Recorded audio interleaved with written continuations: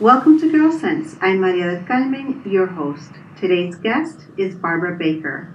Barbara received her undergraduate degree in journalism and mass communication with a minor in multicultural theater. She earned her master's degree in educational counseling and based her doctorate of education on women of color.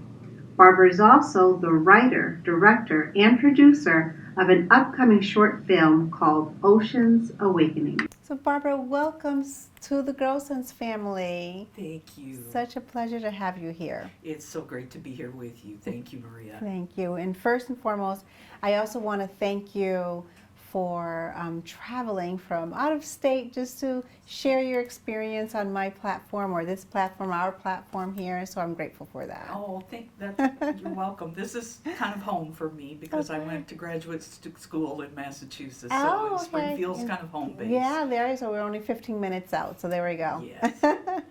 Wonderful. So we're going to cover several bits and pieces of your life here, some little chapters of your life, personal experiences, and then we'll introduce the cause, or what we'd like to say, the catalyst that provoked you to create your short film. Okay. Okay. Sounds great. All right. So first, I would love to congratulate you on your education achievements. Thank you. That I know it's all hard work, so I congratulate you for that. So do you come from a home with college graduates? No, I am the first in my family to go to college. Look at that.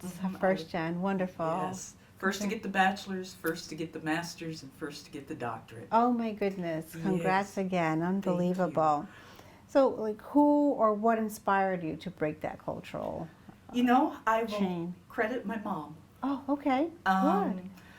I was in high school and I grew up in Iowa, so we were in Iowa, a small town called Clarinda, and I had quit school. There had been some dynamics in our family that had made me quit school. Sure. And my mom was very determined. She said, "You're not going to quit high school. You're going to finish and get your high school diploma so that you Good can for open her. options up." Yeah.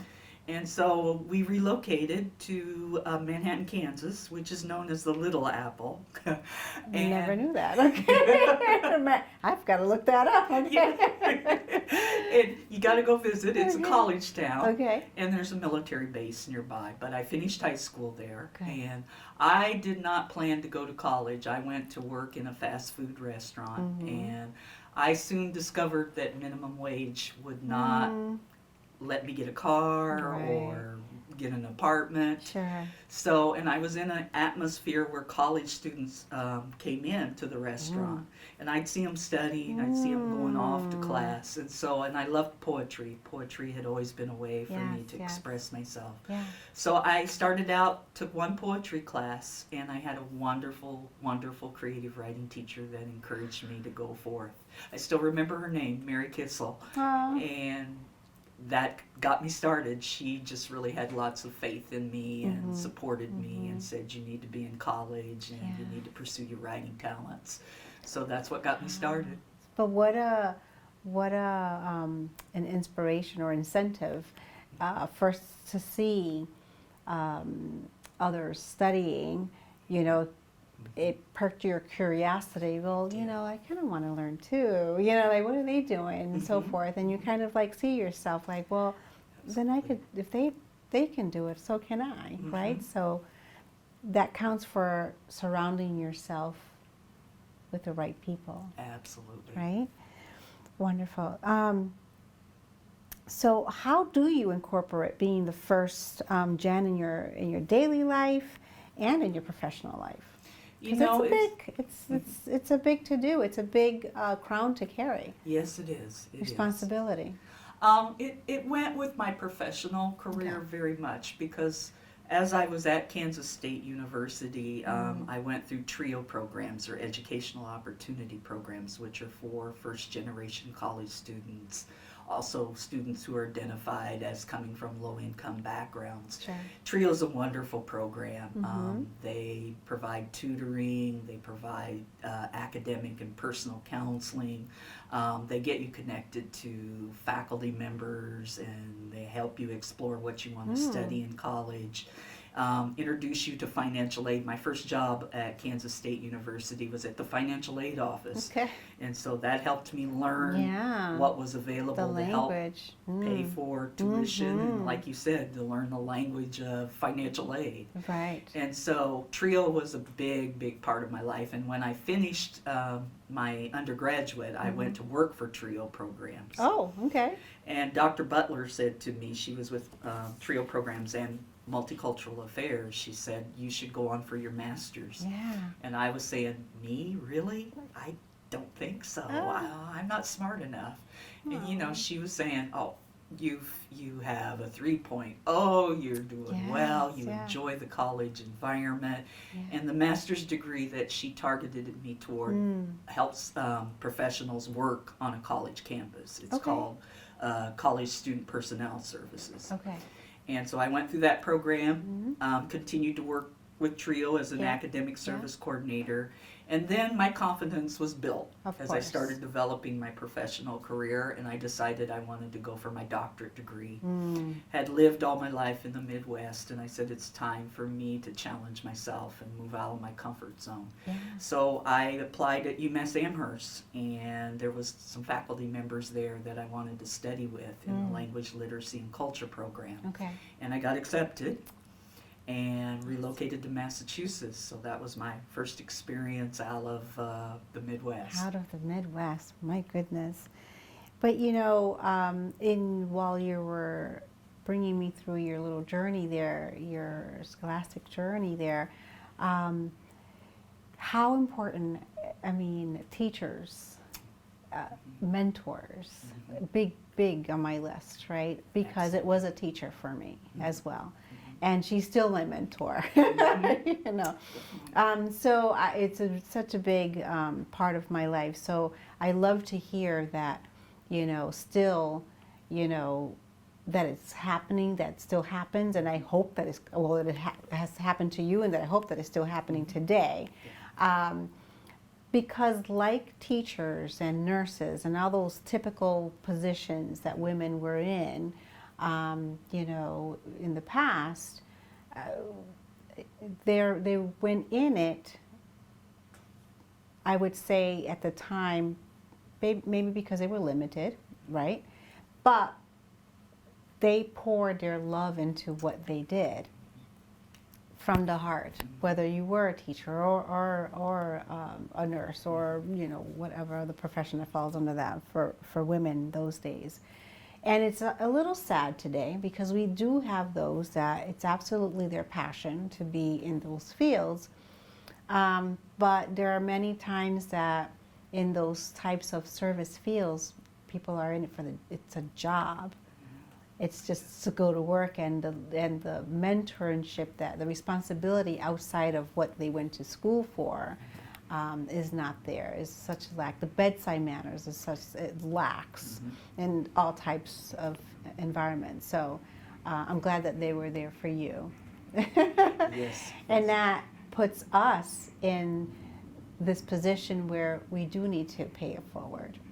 And you did that by then turning around and working for, was it A TRIO program. TRIO program. Yes. You know, they helped you, and then you turned around and you worked for them. So that was your part of, you know, your starting point of giving it back. Definitely. Paying forward. So thank you for that again, because who knows how many other hundreds of kids you helped along the way as well. So I'm going to jump a little bit and talk a little bit more about your doctorate studies. How did you begin to learn about women of color? Because that was what it was based on. But most importantly, you know, we all learn and we can pick up a book and find out our history and women of color. But I think the magic comes in when we're able to articulate and communicate that knowledge with our youth, so they can really understand. So how do you put forth? You know, how I started to learn? Yeah. I started to learn through my college classrooms. I had wonderful teachers. Once again, I'm going to go back to the teachers and the mentors who provided me with the literature, and I got to see Audre Lorde, you know, who was a wonderful black female scholar, Bell Hooks, Paula Gunn Allen, who's a Native American poet. So college really opened up my mind to who I was. I identify as African American and Native American. So I had teachers that were giving me the resources through the curriculum, and I saw myself through that curriculum, which is very, very important. Right. And I had a rough beginning in the school. I told you that I had dropped out of high school in the Midwest, in Iowa. It was a predominantly white community. We were one of 7 families of color. And I told my mother, I just can't take it anymore. And I left school. And that was my mother's catalyst for taking me to another area that was more diverse. And that was wonderful, because then I got exposed to the college campus life, where diversity was very much a part of the everyday life, you know, and I was able to work at the Multicultural Affairs office. I was able to see women of color that were getting their doctorate degrees, that were directors or deans at that school. So all of that was very, very, very important. And even when I came to UMass, there was a woman, Dr. Love. She's now retired, but she's consulting now in internationally. But she's first in her family to go to college, and she was one of my first mentors at UMass. We've stayed in touch with each other throughout my career. You know, she's considered my second mother. And once again, Dr. Love was providing those resources. Wonderful. So, taking a little bit of what you said, makes me think how important it is to, once again, not just skillfully select where we propped ourselves, as far as when we go purchase a home or find work, or when we start having our family, you know, who we would want our children to grow up alongside with. You know, at a glance, you know, you say, oh, yeah, she's African American. That is true, but I'm also Puerto Rican. So, and I grew up in the Puerto Rican, like I say, the 400% Puerto Rican household. Like, I was born in the States, but I didn't know English when I started school. So I say that because sometimes where we come from, we say, well, I want to move out, but what's your reason? What's your background? Why you want to move out? Is it, you know, I wouldn't want to move into a neighborhood or a town where it had just all one version of anything, of what, you know, whether it's all black or Hispanic. I go for the diversity. I think it's so important. It's part of growing up. It becomes part of who you are, and it also will help the youth to understand and be sensitive to when they go to work, you know, because it carries on, right? When they go to work, to culture and diversity and the whole language behind it, that it's more than just them. Right. So I applaud you and your mom to then bring you right back into, so that you were able to identify who you were at that point, or more so a little bit. So I applaud your mom.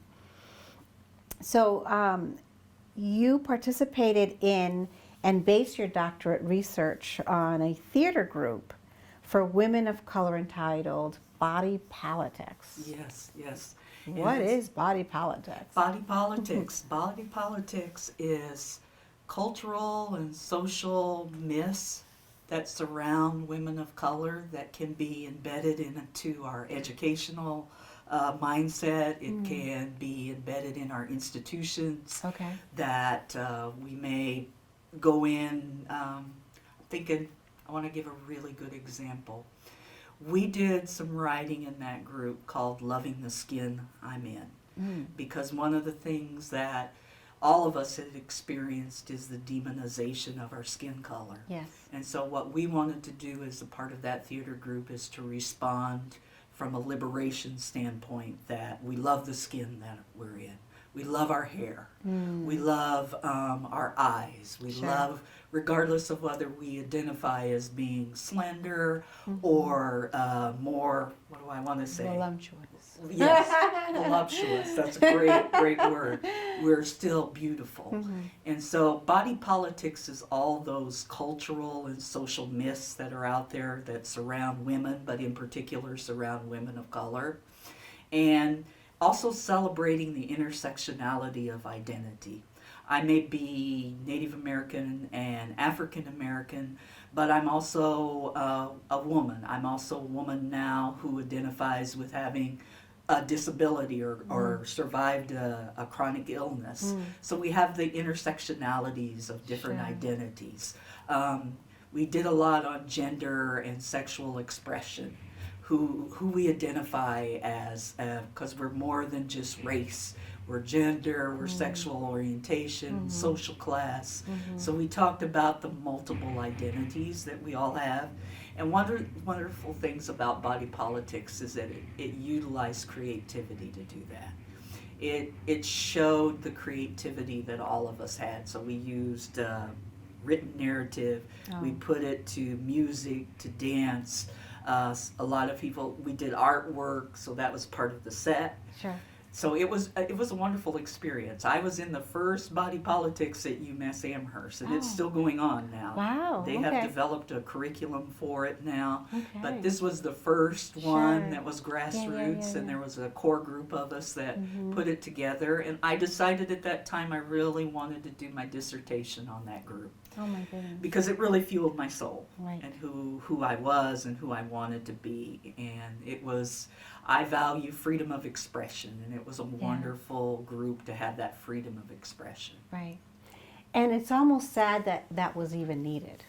I agree. Right? You know, it's almost sad that was even needed because of how we've been conditioned as, you know, young black women, girls, right? Because of our skin color, because of our hair, or because, you know, our the color of our eyes that weren't, you know, what one would even, and I'm guilty of, like, why aren't my eyes that color?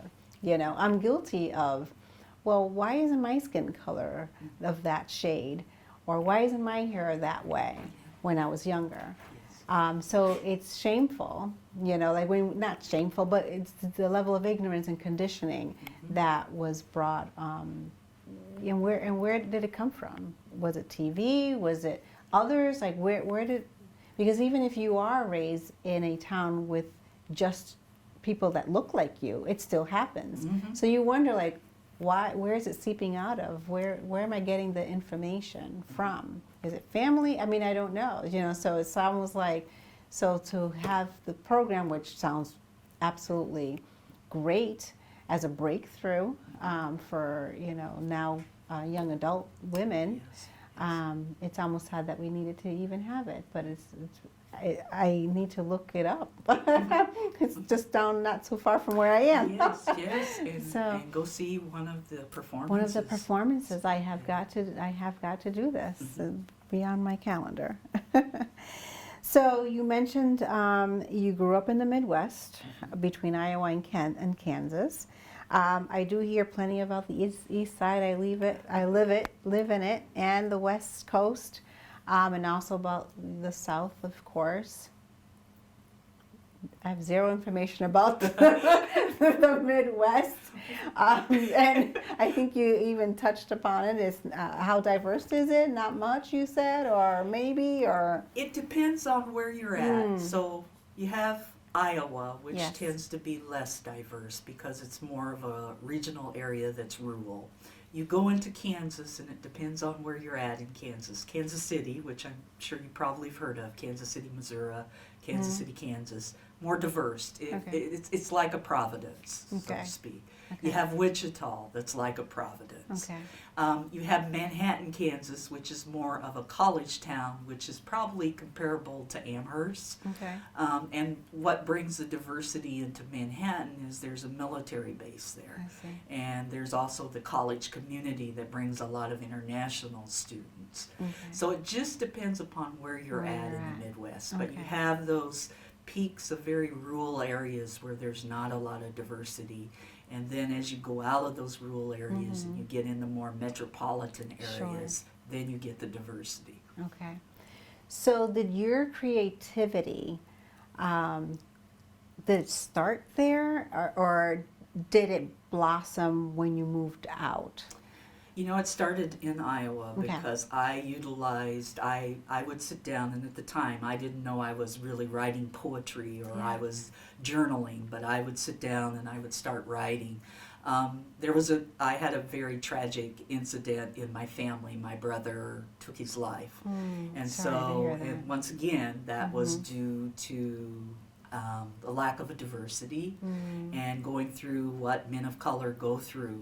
And at the time, I didn't recognize what was going on. Now I know what was going on. And he went through all the challenges and struggles that men of color go through, and it escalated. You know, he turned to drugs to self-medicate. He turned to alcohol, and then eventually it led to more and more decline to a suicide. And so I would process that by writing. And it was one of the catalysts that my mother wanted to leave that area because she said we need to be somewhere that's more diverse. We need to be more nourished and validated by the environment. So that my writing really started in Iowa, and it continued when I went to Kansas because I started getting into those creative writing classes. And then I started learning what I was using, metaphor and things like that. But poetry was just my way of escaping, and it was a way of expressing myself. I see. And when did you have family in Kansas, or why Kansas? You know, my mother grew up there. She grew up in Kansas. Oh, okay. And then my grandmother moved back to Iowa. And see, my mother had this wonderful history that she knew Iowa, and she knew the particular community, Clarinda, that I was born in, when there was more diversity. Sure. So she and my grandmother both would tell these wonderful stories about all the diversity, and I'd be like, what, huh? Yeah. Because it wasn't there by the time I was born. Right. And, you know, it's unfortunate because, you know, I am a mother of a daughter and of a black daughter and black son. And I mentioned before as well that although I am, you know, half African American, but I was raised in the Puerto Rican side. I married an African American.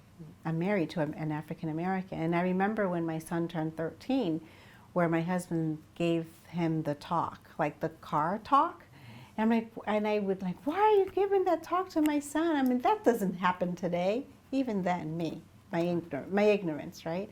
And he says, no, this is a black young man.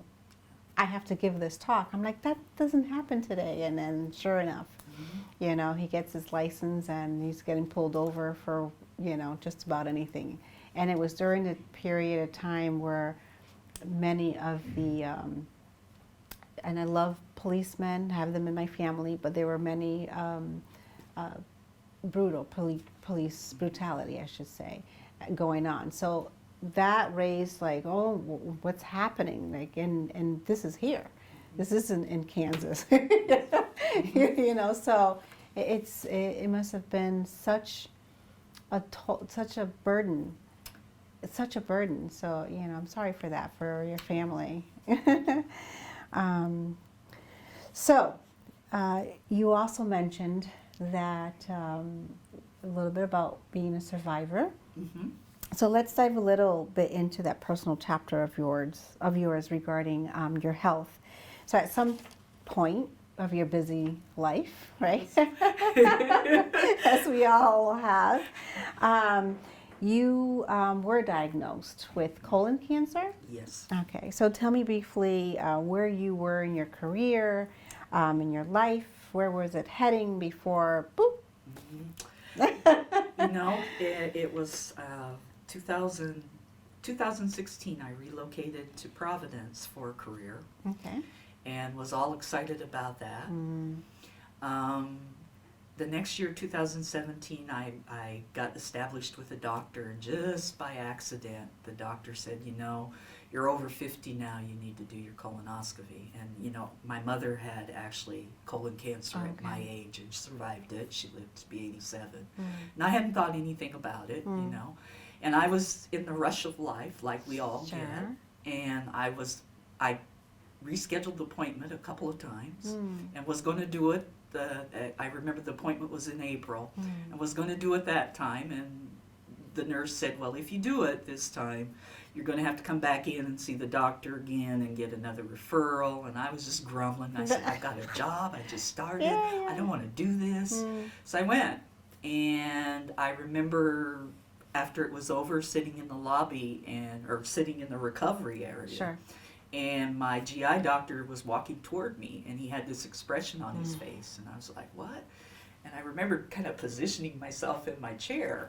And he said those 3 words that we don't like to hear, you know, we found something. And then the next 3 words, we think cancer. And I'm like, what? What? This can't be. And they did the biopsy, and he called me the next day and told me it was confirmed that it was colon cancer. And my world kind of just went into a tailspin. It's ironic that my mother, growing up, and this is one of the things I hope that your viewers will take attention to, I had had digestive problems all through my younger years, in my 20s and 30s and 40s, had colitis. And my mother had said to me, you know, you need to really stay on top of your health, because I don't want you to have to go through what I went through with colon cancer. And I was young at that time, didn't think, oh, Mom, you know. And there it was, right there on my doorstep. And it is very genetic. I had an aunt who also had colon cancer. She didn't make through her journey. My mom and my aunt was at a time where the research wasn't as developed as during my time. And my mom was one of the lucky ones, I will say, or blessed ones. I'm going to say blessed ones. That's the better word, because she chose not to have chemo or radiation. She just had surgery. And my aunt had surgery but didn't survive it in her 60s. So I had to do the full cycle. It was grueling. I went through chemotherapy during the summer of 2017. Got about a couple of weeks break, and went right into radiation in the fall. And radiation went on for about 8 weeks and ended before Thanksgiving, and they gave me the break through Christmas. And then January 30th, my surgeon performed surgery, and I had an ostomy. And I had that for about 4 months, and then she reversed it on June 5th of 2018. So I went through a long process, an aggressive treatment process. Of course, And it was at stage 3. So I consider myself, Maria, to be very blessed to be sitting here to talk to you. I feel blessed having you here, sitting here to talk to me, you know. Which definitely I understand what your project is much, you know, brings it home to me. So having myself worked closely with cancer patients early in my career as an outreach educator, I also know that attitude is key. It could either help you survive it, or it can take you the other way, and I've seen it both ways.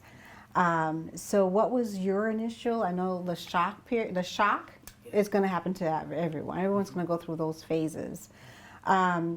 But in the end, what was your attitude, or how did you cope with the, you know, the attitude that you wanted to carry, or that was just there?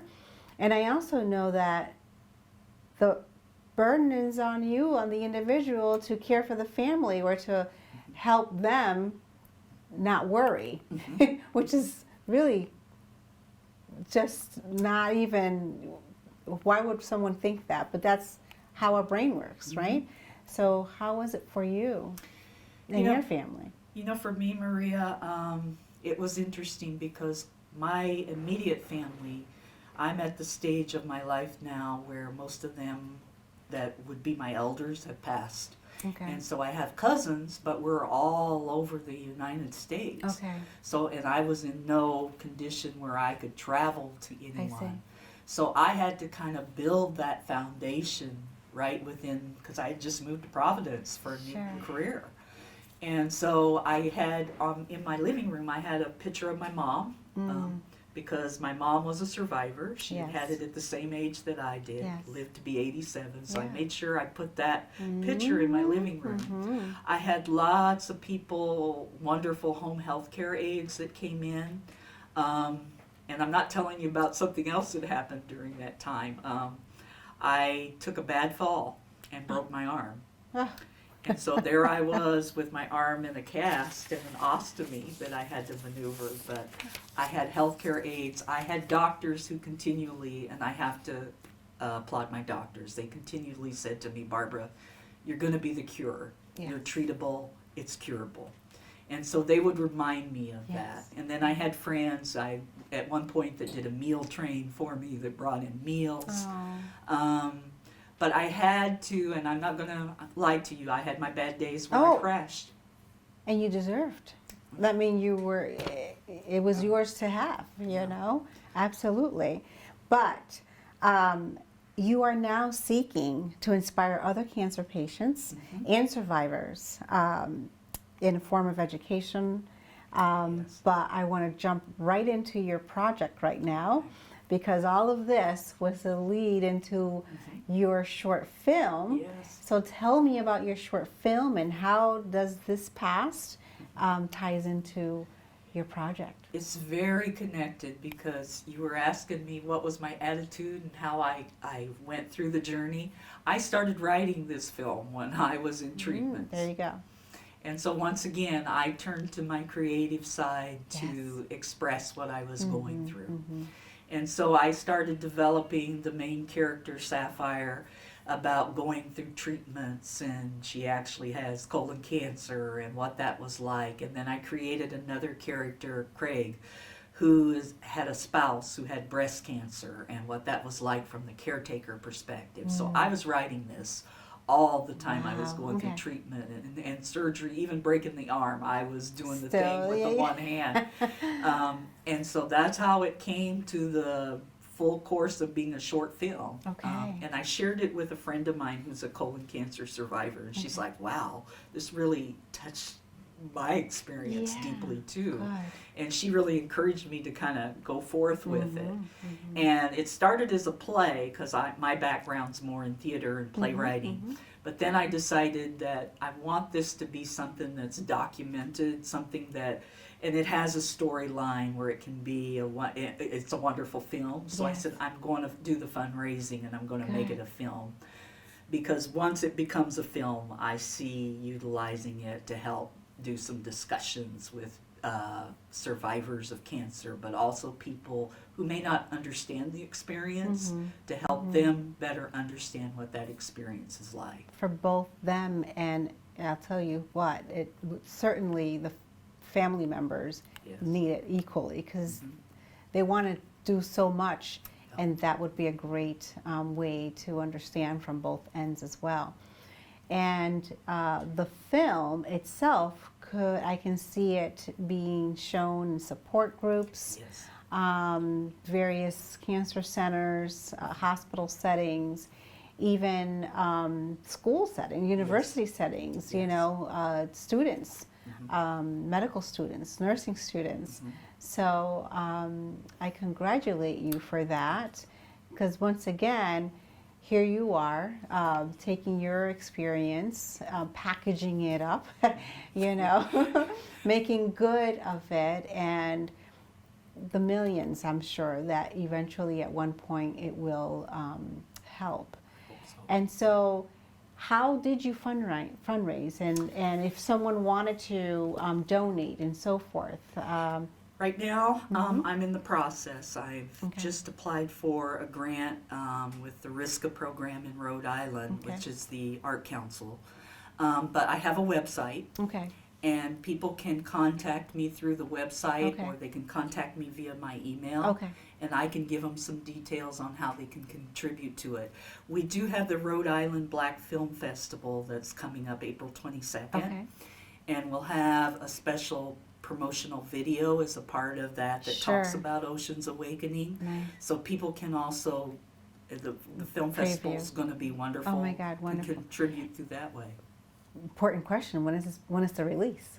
Should it be released? I'm hoping if fundraising goes well, I Yes. would love to start taping this summer Okay. and hopefully editing in the fall, where that next year we could have the premiere start. Sure. Oh my goodness. I'm so excited for you. I Very am. excited. Yeah. And all of the information will be uploaded to Gyrlsense.com, so no worries there.